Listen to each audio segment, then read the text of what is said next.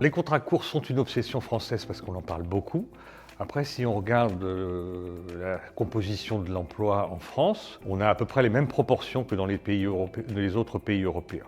Notre obsession à nous tient plutôt au fait que ces contrats soient très courts et de plus en plus courts. Donc les contrats courts, en fait, ça englobe beaucoup de choses. Donc on a bien sûr l'intérim et puis on a des CDD plus ou moins courts. Nous, ce qu'on regarde, enfin quand je dis nous, la statistique publique regarde les CDD de moins d'un mois ou de plus d'un mois. C'est dans le secteur tertiaire que les CDD très courts se sont développés et se sont raccourcis d'ailleurs au fil du temps, à la fois dans ce qu'on appelle des contrats d'usage, c'est-à-dire comme des extras dans l'hôtellerie-restauration. Et ce qu'on peut observer, c'est que dans un premier temps, ça s'est développé dans des secteurs marchands en expansion et que récemment, c'est-à-dire depuis une dizaine d'années, la hausse des embauches en contrats courts, de plus en plus courts, c'est essentiellement dans les secteurs non marchands qu'elle a lieu.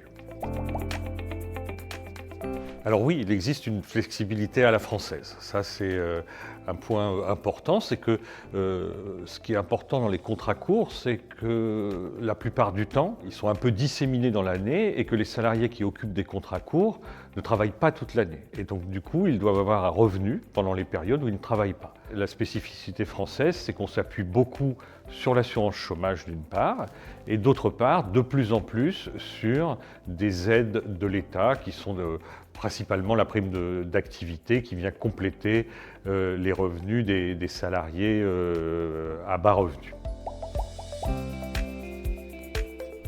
Depuis 2009, quand a été introduit le statut de micro-entrepreneur, on a un développement linéaire extrêmement fort de ce statut qui est très attractif parce que le régime socio-fiscal de micro-entrepreneur est plus intéressant que celui du salarié.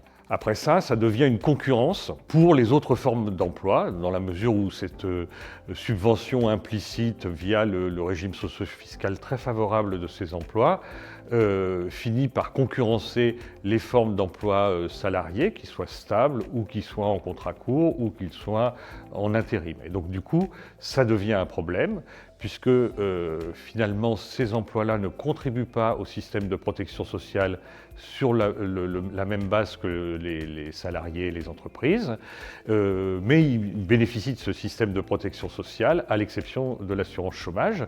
Mais comme je l'ai dit tout à l'heure, comme il y a un développement des aides de l'État, des compléments de salaire comme la prime d'activité, ça permet aussi à ces micro-entrepreneurs de compléter leur salaire comme s'ils avaient une assurance chômage d'une certaine manière.